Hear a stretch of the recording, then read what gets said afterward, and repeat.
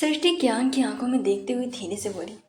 सही कहा तुमने। तुम्हारे मुझ पर पूरा हक है मुझे बेचने का, मेरे साथ कुछ भी करने का, लेकिन मेरा तुम्हें मना करने का कोई हक नहीं है।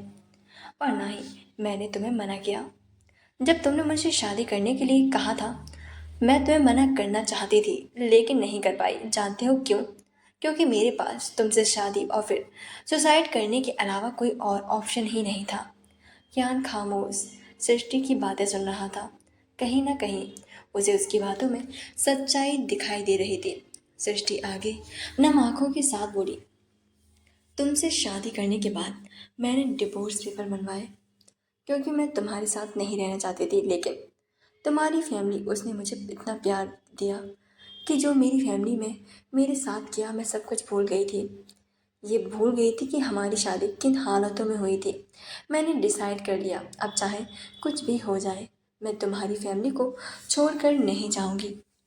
कृतिका मम्मा, जिन्होंने मुझे एक माँ की तरह प्यार किया, तुम्हारे डैड, जिन्होंने मुझे प्रिंसेस कहा ही नहीं बल्कि वो फील भी करवाया, तुम्हारी फैमिली बहुत अच्छी है।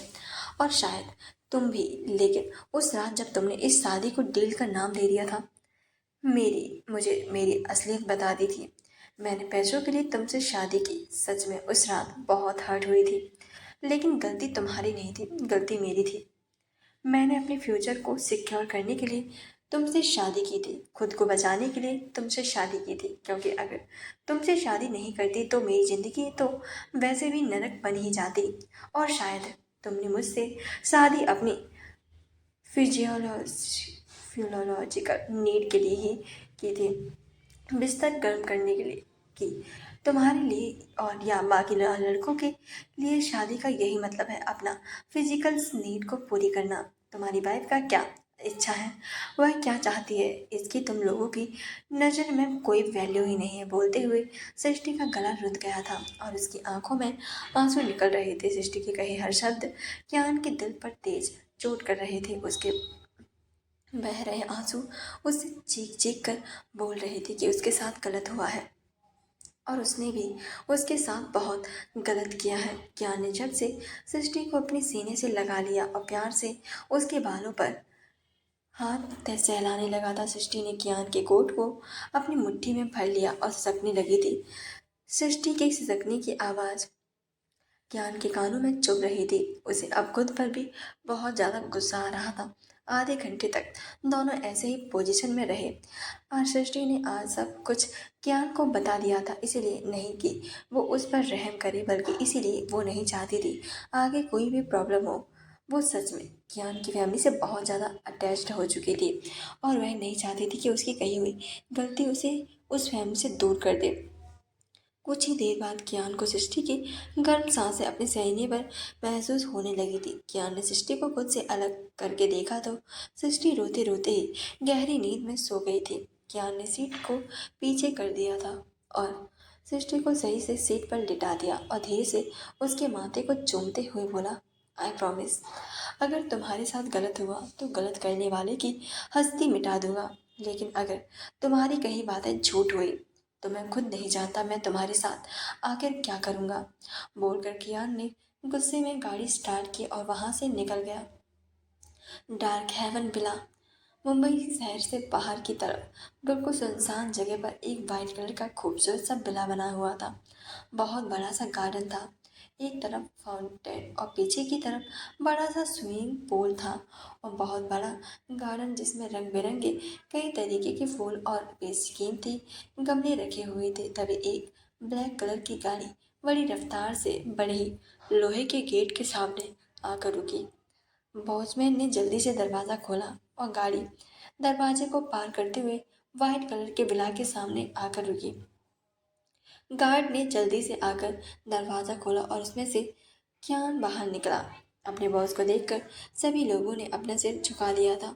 क्यान गाड़ी की दूसरी तरफ आया और गाड़ी खोलकर थोड़ा झुका और उसने अपनी सृष्टि को अपनी बाहों में उठा लिया और बिला के अंदर ले जाने लगा। वहाँ मौजूद सभी की आंखें यह नज़ारा देखकर ही फटी की फटी रह गई थी।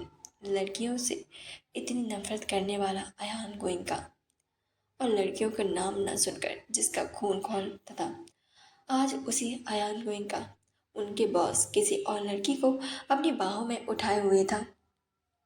यह उन लोगों के लिए किसी झटके से कम नहीं था। कियान एक कमरा खोलकर उसके अंदर आया। पूरा कमरा ब्लैक एंड ग्रे कलर का था और वॉल पर बेशकीमती पेंटिंग लगी हुई थी जिनकी कीमत करोड़ों में थी। महंगे फ्लावर पॉट, बीचों बीच किंग साइज बेड। वो कमरा काफ़ी ज़्यादा बड़ा था। कियान ने धीरे से सृष्टि को बेड पर लिटाया और अपना फ़ोन निकाल कर बालकनी में किसी से बातें करने चला गया था। गोइंका बिला आर्यन का रूम। आर्यन बेड पर किसी छोटे बच्चे की तरह मुंह फुलाकर बैठा था और वहीं कृतिका अपनी पैकिंग कर रही थी। तभी कृतिका का फोन रिंग हुआ। कृतिका ने अपने हाथ में पकड़ी हुई फाइल को बेड पर रखा और फोन उठाकर बात करने लगी। थोड़ी देर बाद कुछ बोलकर कृतिका ने कॉल को कट कर दिया था और बोर्ड पर फोन बेड पर रख दिया और आर्यन से बोली, ज्ञान का कॉल था। कुछ दिनों में वो सृष्टि के साथ अपनी बिला पर रहेगा। कियान को सोचते हुए कृतिका से बोला, सही है, इसी बहन हमारे गधे बेटे को थोड़ी सी अकल तो आ जाएगी। कृतिका आर्यन को घूरते हुए बोली, तूने मेरे बच्चे को गधा कहा? आर्यन, तुम्हारी इतनी हिम्मत कैसे हुई मेरे ज्ञान को गधा कहने की?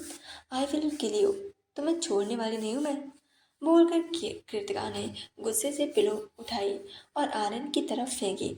लेकिन आर्यन ने उसे कैच कर लिया जिससे कृतिका का मुंह बन गया था। कृतिका गुस्से में आर्यन को घूरते हुए बोली, मैं तुम्हें पहले ही फोन कर रही हूँ, मेरे बच्चे के खिलाफ एक शब्द भी मत कहना, वरना मुझसे बुरा कोई नहीं होगा, बोलकर कृतिका गुस्से में वहां से जाने लगी। तभी आर्यन ने कृतिका का हाथ पकड़कर उसे अपनी तरफ खींचा जिससे कृतिका उसके ऊपर गिर गई थी। आर्यन कृतिका को कमर से पकड़ते हुए बोला, अब बोलो डियर, अगर मैंने तुम्हारे मासूम से बच्चे को कुछ कहा तो क्या करोगी?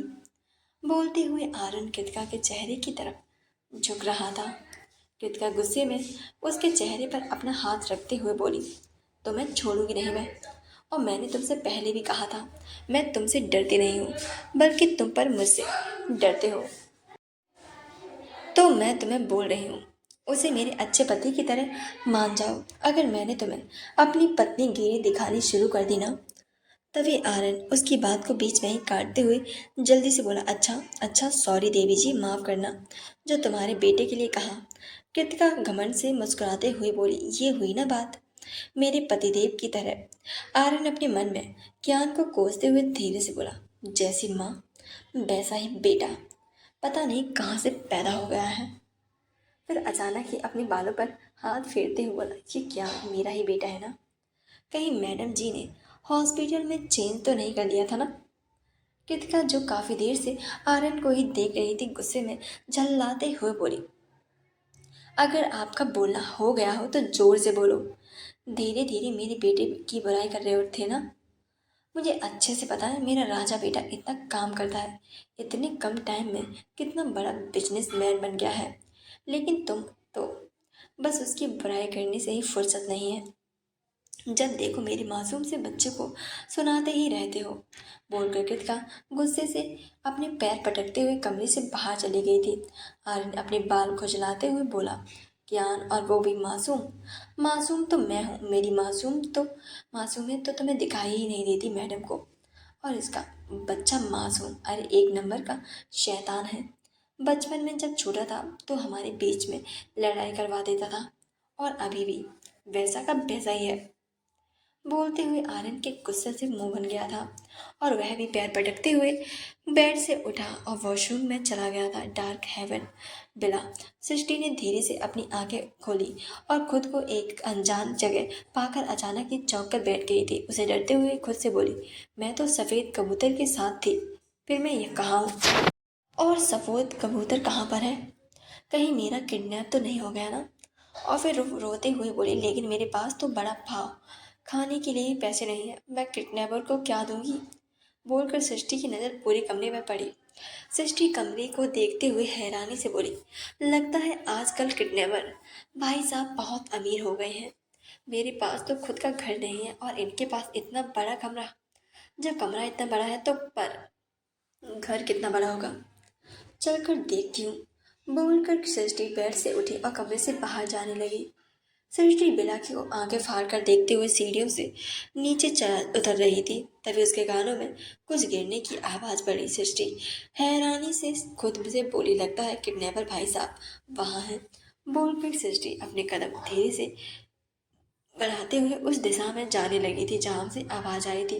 कियान किचन में एप्रिल पहने रात का डिनर रेडी कर रहा था।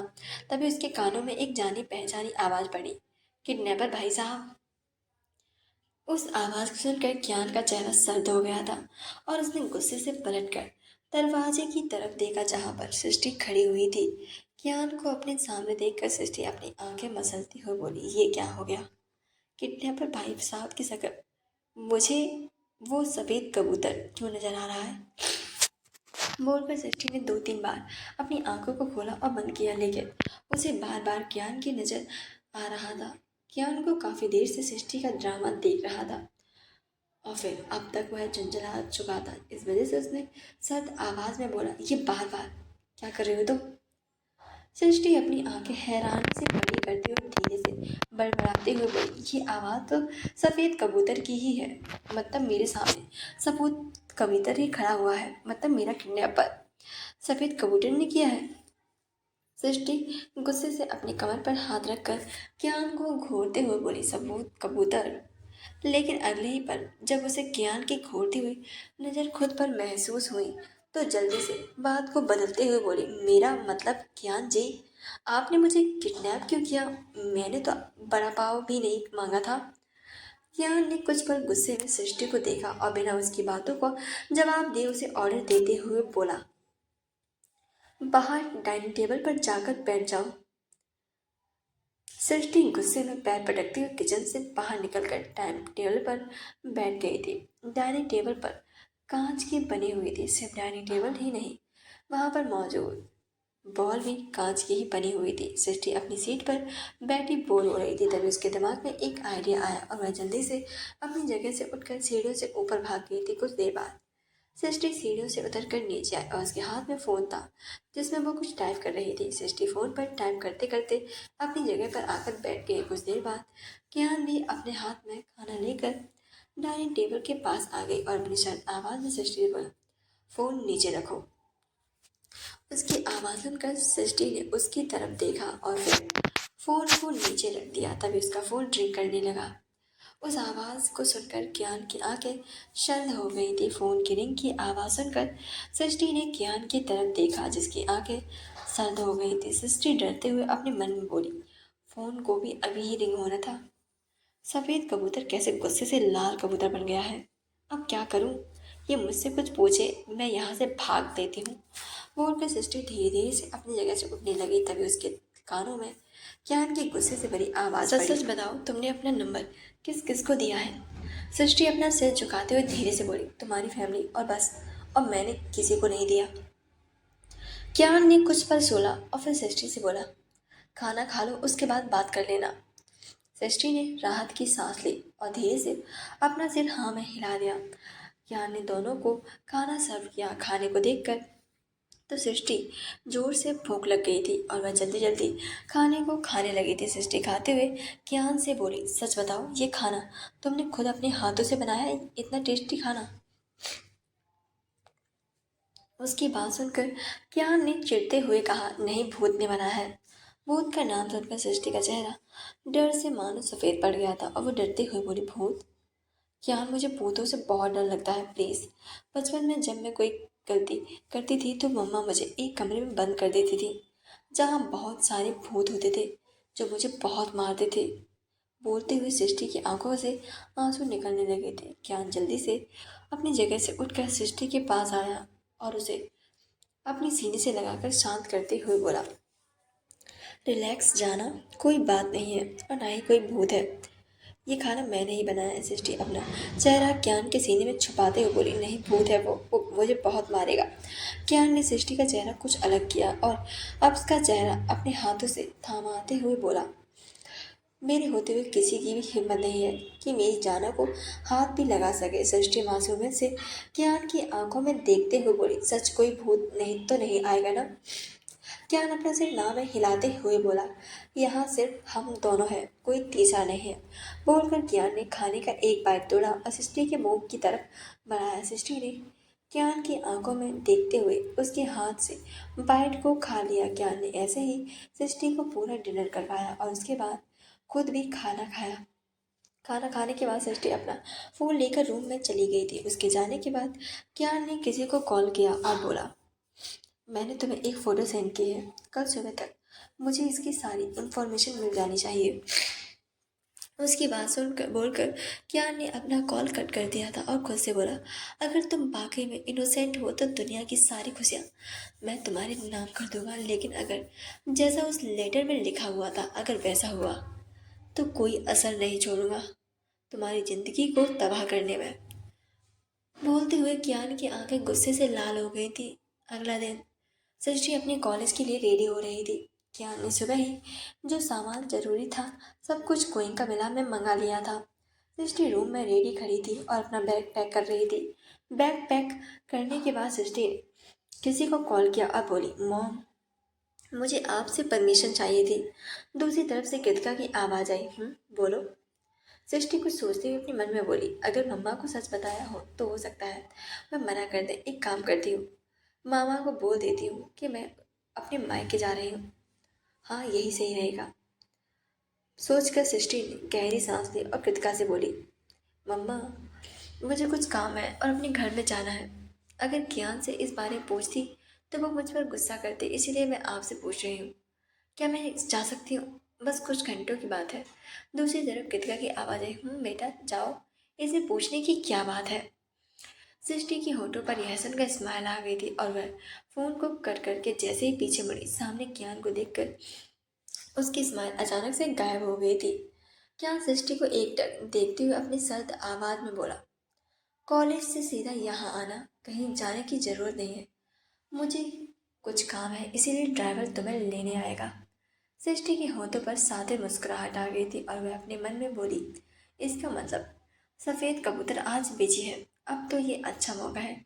जल्दी से कोमल के घर पर जाकर जल्दी से वापस आ जाऊंगी और सपूत कबूतर को इसके बारे में पता भी नहीं चलेगा। बोलते हुए सृष्टि के होठों की स्माइल और भी ज़्यादा बड़ी हो गई थी और वो कियान से बोली, ओके। कियान सृष्टि के पास आया और उसका हाथ पकड़कर कमरे से बाहर निकाल दिया।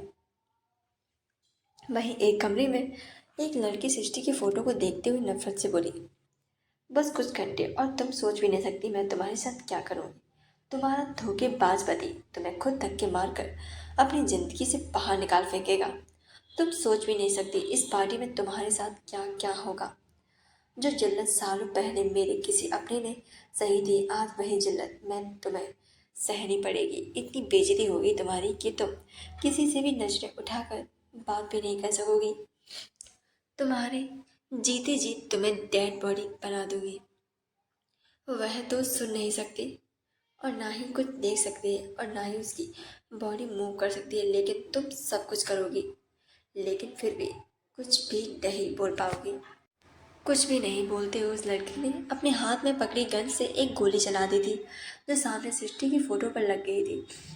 सृष्टि कियान ब्रेकफास्ट करके गाड़ी से कॉलेज के लिए निकल गई थी। गाड़ी में इस वक्त बिल्कुल शांति थी। सृष्टि खिड़की से बाहर की तरफ देख रही थी। वही कियान सामने देखते हुए खुद से बोला, आज उसका बर्थडे है और अगर तुम उस पार्टी में शामिल हुई तो तुम्हें मेरे गुस्से से कोई नहीं बचा सकता। बोलते हुए कियान के एक्सप्रेशन बदल गए थे। हॉस्पिटल में लड़की उसी लड़की के पास बैठी नम आंखों से उसका चेहरा देख रही थी। उस लड़की ने टेबल पर रखी पूजा की थाल उठाई और बेहोशी लड़की के माथे पर तिलक की छोटी सी बिंदी लगाते हुए बोली, हैप्पी बर्थडे रे। इस बर्थडे अब तुम बहुत जल्दी ठीक हो जाओगी। पता है ना तुम्हें, वो सिस्टर तुम्हारी जगह लेने जा चली थी। उस गोइंका ज्ञान गोइंका को खुशियाँ देने चली थी। लेकिन तुम बिल्कुल भी फिक्र मत करो, मैंने ऐसा प्लान बनाया है कि आज के बाद उस सृष्टि के को ज्ञान गोइंका का खेल हमेशा के लिए खत्म। और अगर मेरा प्लान सक्सेसफुल भी ना हुआ तो भी ज्ञान के दिल में उस लड़की के लिए इतनी नफरत भर दी है कि वो खुद अपने हाथों से उस लड़की का गला घोंट कर मार डालेगा, जैसे उसने आपके साथ किया था। बोलते हुए उस लड़की की आंखें गुस्से से लाल हो गई थी। और HR कॉलेज। कियान की गाड़ी कॉलेज के सामने आकर रुकी। सृष्टि गाड़ी का दरवाज़ा खोलकर नीचे उतरने लगी, तभी कियान ने अचानक से उसका हाथ पकड़ लिया। सृष्टि अपनी सवालिया भरी नज़रों से कियान की तरफ देखने लगी थी, जिस पर कियान ने सृष्टि के चेहरे को वो थोड़ा ऊपर किया, जो कि झुका हुआ था, और उसके माथे पर किस करते हुए बोला, जाना ध्यान रखना अपना। सृष्टि ने मुस्कुराते हुए अपना सिर हाँ में हिलाया और गेट खोलकर नीचे उतरकर कॉलेज के अंदर चली गई थी। उसके जाने के बाद कियान ने किसी को कॉल किया और अपनी सर्द आवाज़ में बोला, नज़र रखो उस पर। बोलकर कियान ने कॉल कट कर दिया और गाड़ी स्टार्ट करके वहां से निकल गया था। वहीं दूसरी तरफ कितका गाड़ी से देहरादून के लिए निकल गई थी। उसकी गाड़ी के पीछे 10 से 15 गाड़ियां और चल रही थी उसके सेफ्टी के लिए। गाड़ी के अंदर कितका मुस्कुराते हुए अपने फ़ोन पर आनंद को मैसेज टाइप कर रही थी। कितका, अगर इतनी शिद्दत से पुकारोगे तो मेरा जाना मुश्किल हो जाएगा। दूसरी तरफ से आनंद का रिप्लाई आया, वाइफी मैं तो चाहता हूँ कि तुम्हारा जाना मुश्किल हो जाए। उसकी बात सुनकर कृतिका ने रिप्लाई में गुस्से से भरी इमोजी भेज दिए। बदले में आर्यन ने किस बाने इमोजी कृतिका को सेंड कर दिए थे। ऐसे ही दोनों में प्यार भरी नोकझोंक चलती रही। तभी अचानक से एक झटके के साथ गाड़ी रुक गई, जिसने कृतिका का सर आगे आगे जाते जैसे बजते बजते ही मतलब टकराते टकराते ही बचा था। लेकिन उसने खुद को संभाल लिया था और हल्के से गुस्से से ड्राइवर से बोली, ध्यान कहाँ है तुम्हारा? अगर गाड़ी चलानी नहीं आती तो चलाते क्यों? उसकी बात को सुनकर ड्राइवर थोड़ा सा घबराते हुए बोला, मैम लगता है गाड़ी का टायर पंचर हो गया है, आप यहीं रहिए, मैं देख कर आता हूँ। बोलकर ड्राइवर गाड़ी से नीचे उतरा और उसने देखा कि गाड़ी का पिछला टायर पंचर हो गया था। ड्राइवर दरवाजे पर टैप करते हुए कृतिका से बोला, मैम गाड़ी का पिछला टायर पंचर हो गया है। कृतिका हैरान होते हुए बोली, लेकिन ऐसे कैसे? जिस पर ड्राइवर बेचारा घबराते हुए बोला, पता नहीं, आप यहीं बैठिए, मैं आसपास चेक करता हूँ, अगर कोई मैकेनिक दिख जाए तो। कृतिका ने अपना सिर हाँ में हिलाया। तभी जो गाड़ियाँ पीछे चल रही थी, कृतिका की गाड़ी को रुकते देखकर वह भी रुक गई थी और उनमें से सभी बॉडीगार्ड अपने अपने हाथों में बड़ी बड़ी गन को लेकर उन ड्राइवर के पास आए। और उन ड्राइवर से जो लीडर था, उसने अपनी कड़क आवाज़ में ड्राइवर से पूछा, तुमने अचानक से गाड़ी क्यों रोक दी? उसकी बात को सुनकर उस ड्राइवर ने घबराते हुए बोला, वो पता नहीं टायर पंचर हो गया है, तब तक तुम मैम का ध्यान रखो, मैं तब तक किसी मैकेनिक को ढूंढता हूँ। लीडर उसकी बात सुनकर अपनी सर्द आवाज़ में ड्राइवर से बोला, लेकिन जल्दी से ढूंढो। जिस पर ड्राइवर बेचारा डरते हुए वहाँ से चला गया था। लीडर अपना सर खुजाते हुए कृतिका से बोला, आई एम सॉरी मैम, लेकिन आप फिक्र मत करिए।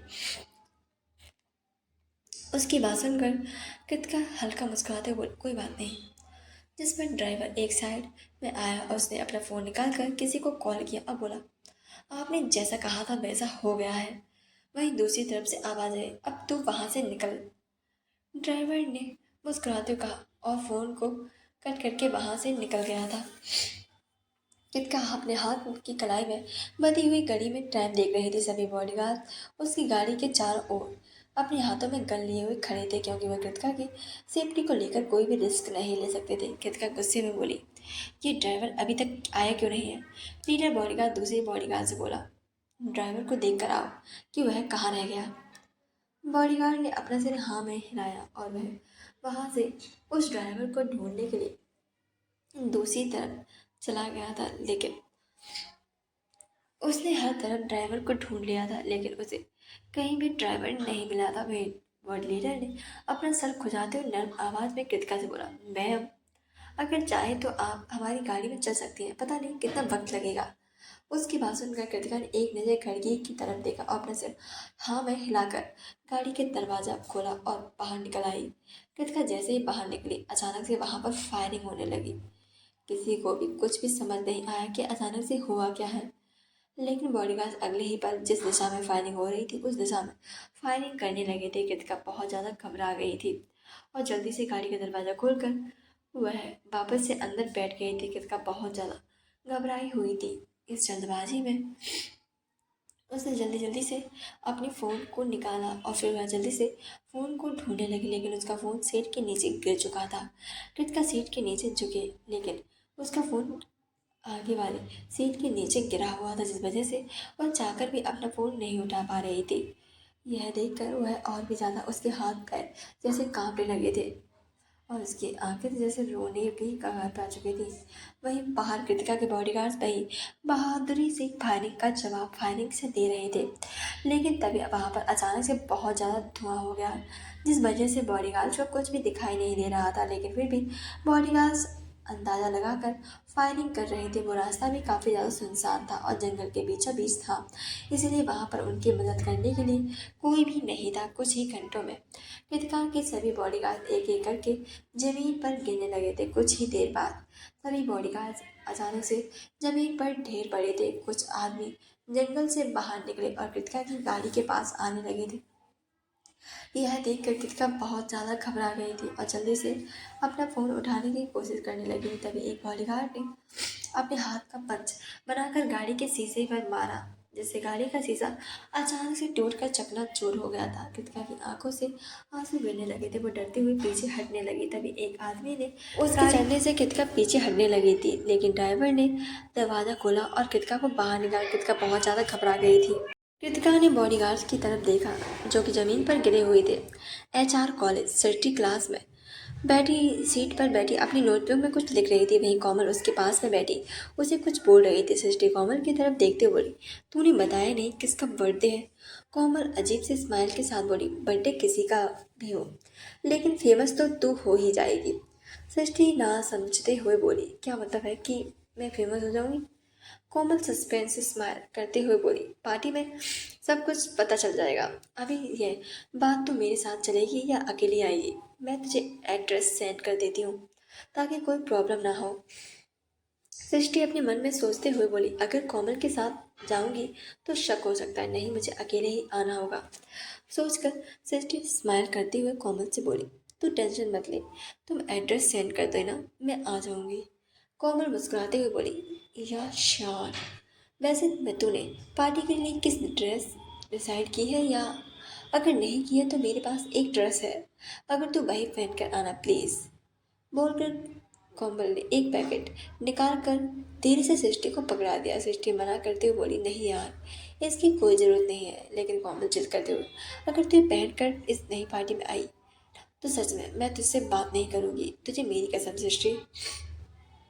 सृष्टि कुछ बोलने वाली हुई, तभी क्लास में कुछ रूम में काफ़ी बच्चे आ गए और कुछ ही मिनट बाद प्रोफेसर भी क्लासरूम के अंदर आ गए थे और पढ़ाने लगे थे।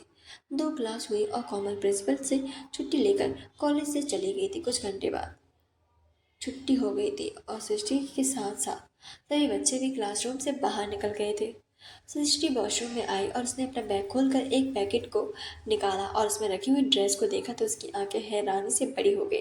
वो ब्लैक कलर की डिजाइनर पतली स्ट्रैप वाली शॉर्ट ड्रेस थी। सृष्टि ने आज से पहले कभी भी ऐसी छोटी सी शॉर्ट ड्रेसेस नहीं पहनी हुई थी। सृष्टि ड्रेस को देखकर परेशान होते हुए बोली, ये मैं कैसे पहन सकती हूँ? नहीं, मैं ऐसी ड्रेस को हरगिज़ नहीं पहनूंगी। सोचकर सृष्टि वॉशरूम से बाहर निकलने लगी। तभी उसे कोमल की कसम याद आ गई और वो खुद से बोली, बस कुछ ही देर की बात है सृष्टि, लेकिन उसने इतने प्यार से दी है, इतने प्यार से तो कभी मेरी फैमिली ने भी मुझे कुछ नहीं दिया, और बस कुछ देर की ही तो बात है। सृष्टि खुद से ही खुद को समझा रही थी। जहाँ उसका दिमाग उसे ऐसी शॉर्ट ड्रेस पहनने के लिए मना कर रहा था, वहीं उसका दिल दिमाग का विरोध कर रहा था। सृष्टि ने एक गहरी सांस ली और बड़ी मुश्किल के साथ खुद को हिम्मत देकर वो सैड ड्रेस पहन ली थी।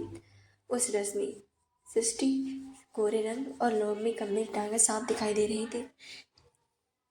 सृष्टि उस ड्रेस में बहुत ज़्यादा अनकंफर्टेबल फील कर रही थी, लेकिन फिर कोमल की खुशी के बारे में सोचकर उसने अपने दिमाग को झटका और बॉस के रूम से बाहर निकल गई।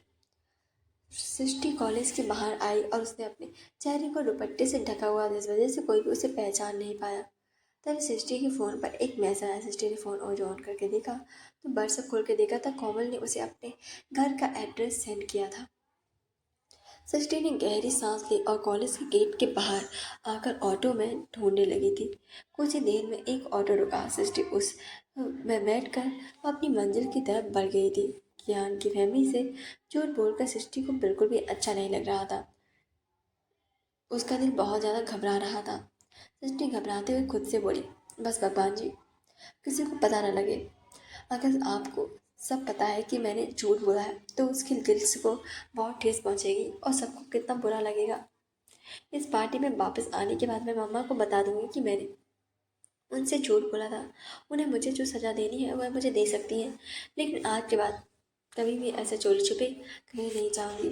सोच कर सृष्टि में गहरी सांस हुई। तभी एक झटके से ऑटो रुक गया। सृष्टि घबराते हुए ड्राइवर से बोली, क्या हुआ भैया, आपने बीच में ऑटो क्यों रोक दिया? ड्राइवर सामने की तरफ देखते हुए बोले, वो देखिए। सृष्टि ने अंदर से सामने देखा तो उसकी आंखों के सामने बहुत सारी ब्लैक कलर की गाड़ियां खड़ी हुई थी, जिन्हें देखकर सृष्टि के दिल की धड़कनें तेज हो गई थी और उसका चेहरा डर से पीला पड़ गया था। सृष्टि ने झांक कर सामने देखा तो सामने बहुत सारी ब्लैक कलर की गाड़ियां खड़ी थी। तभी एक गाड़ी का दरवाजा खुला और एक शख्स ब्लैक कलर का थ्री फोर सूट पहने कार से बाहर निकला। उस शख्स को देखकर सृष्टि की आंखें हैरानी से फटी की फटी रह गई थी। साथ ही उसके चेहरे पर डर की लकीरें उभर आई थी। डर से उसका गला अचानक से सूखने लगा था। साथ ही वह अपनी किस्मत को कोसने लगी कि हमेशा उसके साथ ऐसा ही क्यों होता है।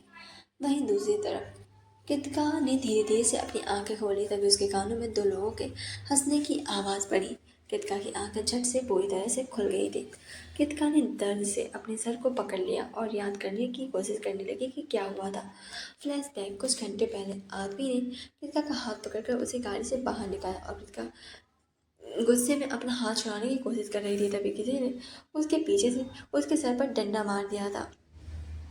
कृतिका ने दर्द से अपना सर को पकड़ लिया और पीछे मुड़कर देखा, जहां पर एक आदमी अपने हाथ में डंडा पकड़े हुए खड़ा था। उस आदमी को देखकर कृतिका ने मुंह से बस इतना ही निकला, तुम, और वह बेहोश होकर जमीन पर गिर गई थी। Flashback and.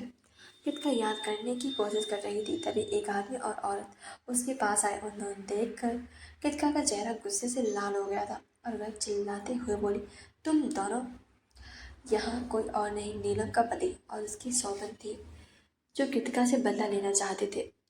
अपने गुस्से से कृतिका से बोला, मैंने तुमसे पहले कहा था, लेकिन तू नहीं मानी। तुझे सच्चाई की जीत करवानी थी ना। अब मैं तुझे अब देख, तुझे कौन बचाएगा। क्या लगा था तुझे मुझे सलाखों के पीछे भेजकर तूने बहुत बड़ा काम कर लिया है।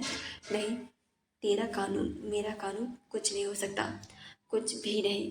बोलकर वो आदमी हैवानियत से हंसने लगा था। कृतिका के गुस्से से चिल्लाते हुए बोली, शर्म नहीं आती तुम्हें? तुम दोनों कुछ प्रॉपर्टी के लिए एक माँ से उसकी बच्चे को दूर कर रहे थे। औरत की तरफ देखते हुए बोली, एक औरत होकर उस मासूम सी बच्ची पर अत्याचार करते हुए तुम्हें जरा सी भी शर्म नहीं आई? और फिर वह आदमी को खोदते हुए बोली, और तू खुद को उस बच्ची का बाप कहता है? कौन सा फर्ज निभाया तूने? और उसने, नीलम ने, उसने तो अपनी एक माँ होने और बाप दोनों का फर्ज निभाया है। जिस पर आदमी गुस्से में बंदूक निकाल कर कृतिका पर तानते हुए बोला, चुप कर तू। तेरी बकवास सुनने के लिए मैंने इतना सब कुछ नहीं किया, बल्कि तुझे मारने के लिए किया है। मैंने तुझे पहले ही कहा था, तेरी जिंदगी की सबसे बड़ी गलती थी कि तूने मुझे मना किया। कृतिका के एटीट्यूड में मुस्कुराते हुए बोली, चला गोली, लेकिन बचेगा तू भी नहीं। मुझे मेरे मरने की फिक्र नहीं है, फिक्र तो बस तेरी है। अगर मेरे पति या मेरे बेटे को पता चल गया तो तू सोच भी नहीं सकता तेरे साथ क्या होगा। बोलते हुए कृतिका के चेहरे पर एक गजब का एटीट्यूड था। और गुस्से में कृतिका के बालों को पकड़कर चिल्लाते हुए बोली, तू हमारी फिक्र मत कर, फिक्र करनी है तो अपनी कर। और फिर अपने पति की तरफ देखकर चिल्लाकर बोली, और तुम खड़े खड़े इसकी बकवास क्या सुन रहे हो? जल्दी से मारो इसे, अगर इसका काम तमाम करो। आदमी गुस्से से बंदूक को ट्रिगर दबाने लगा, जिसमें कृतिका के होठों पर मुस्कुराते हुए अपनी आंखें बंद करते हुए अपने मन में बोली, मुझे पता है आर्यन, तुम मुझे बचा लोगे, लेकिन अगर इस बार तुम मुझे नहीं बचा पाए तब भी मुझे कोई भी फिक्र नहीं है। थैंक यू अपनी कृतिका के लिए इतना प्यार करने के लिए। तभी कृतिका के कानों में गोली चलने की आवाज़ पड़ी। कृतिका ने झट से अपनी आंखें खोल ली। सामने हुए आदमी जमीन पर गिरा पड़ा था, उसकी टांग से खून निकल रहा था और पास में ही उसकी बंदूक पड़ी थी। कृतिका ने फिर सामने देखा, जहाँ उसका आर्यन अपने हाथों में गन के पकड़े हुए खड़ा हुआ था और उसके पीछे उसके बॉडीगार्ड्स खड़े हुए थे। वहीं दूसरी तरफ वो शख्स अपने कदम बढ़ाते हुए सृष्टि के पास आया और उसका हाथ पकड़कर उसे एक झटके से ऑटो से बाहर निकाला। सृष्टि की पूरी बॉडी अनचाहे डर से कांपने लगी थी। कियान ने अपनी सर्द निगाहें सृष्टि की ड्रेस पर डाली और सृष्टि को उस शॉर्ट ड्रेस में देखकर कियान का चेहरा गुस्से से काला हो गया था। उसने गुस्से में अपना कोट उतारकर सृष्टि के ऊपर डाल दिया और गुस्से में गरजते हुए बोला, अगर किसी ने भी नजरें उठाकर सृष्टि को देखा तो मैं उसकी आंखें निकाल लूंगा। कियान की धमकी सुनकर उसके सभी बॉडीगार्ड्स में अपनी अपनी नजरें नीचे कर ली थी। यहाँ तक कि ऑटो वाले ने भी अपनी नजरें नीचे झुका ली थी। कियान ने उस फिर गुस्से में सृष्टि को देखा और उसका हाथ पकड़कर उसे खींचते हुए अपने साथ गाड़ी की तरफ ले जाने लगा था। कियान ने गाड़ी के पास पहुंचकर सृष्टि को पीछे वाली सीट पर धक्का दे दिया। सृष्टि डर से कियान की तरफ देखने लगी थी। कियान गुस्से में पिछली सीट पर बैठ गया था। गाड़ी का दरवाजा बंद कर लिया था। ड्राइवर ने तुरंत गाड़ी स्टार्ट कर दी। उनकी गाड़ियों का काफिला मुंबई की सड़कों पर दौड़ने लगा था। सृष्टि डर से खुद में सिमटी बैठी हुई थी और अपनी किस्मत को ही कोसे जा रही थी। वहीं कियान गुस्से में उसे ही देखे जा रहा था। उसकी ब्लैक ड्रेस देखकर उसका मन कर रहा था कि वह इस ड्रेस को फाड़ दे। आखिर उसकी इतनी हिम्मत कैसे हुई ड्रेस पहनने की। गाड़ी के पास कियान बड़ी मुश्किल से अपना गुस्सा कंट्रोल कर रहा था, लेकिन जब उससे अपना गुस्सा कंट्रोल नहीं हुआ तो उसने साइड में लगी एक बटन को प्रेस किया, जिससे गाड़ी में पार्टीशन लग गया था। यह देखकर सृष्टि और भी ज़्यादा घबरा गई थी। तो आगे की स्टोरी सुनने के लिए चैनल को जरूर लाइक कमेंट सब्सक्राइब कर लें।